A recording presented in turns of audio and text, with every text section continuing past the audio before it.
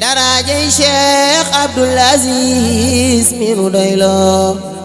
asalaamaaleykum mbokki àddina asalaamaaleykum mbokki Sénégal guddi Seydina Muhammad alayhi salaatu wa salaam sargal Cheikh na Cheikh Abdoul Aziz Sy Aïdara Al Amzali delloo njukkal suñu bàyyi alaaji Cheikh Thiam ku woote loolu ñu ne daam la disee la nabi lam ala vador kan lay doon ñu ne vendredi 7 novembre fële ca Thiès Medina Fall en face tali bu bees daam ne maa ngi ci woo képp koo ashhadu an laa ilaaha illallah wa ashhadu anna Muhammad rasulullah rawatina képp kuy soppay Seydina Muhammad alayhi salaatu wa salaam ñëw leen ñu màggal guddi Seydina Muhammad alayhi salaatu wa salaam sargal Cheikh al Islam Cheikh Abdoul Aziz Sy Aïdara delloo ñu ko suñu bàyyi alaaji Cheikh Thiam kan mooy parrain d'honneur ba ñu ne Chérif Haïba Aïdara le général de sa génération kan mooy marraine d'honneur ba ñu ne Soxna Aïssatou Aïdara minti Cheikh Naama la lien de son père daam ne bis bi dinaa ci rendre hommage Adja Ngone Mar Mouhamed Ndiaye daayira Asadul Ilahi soxna Mary Thiam soxna Mame Diarra Faye soxna Ramata Thiam mbokk yi mi ngi noonu guddi yonent Yàlla Muhammad alayhi salaatu wa salaam fële ci Thiès Medina Fall le 7 novembre lay doon à partir de 19h ku mu fa dégg na ma masama rasul maa nga ci biir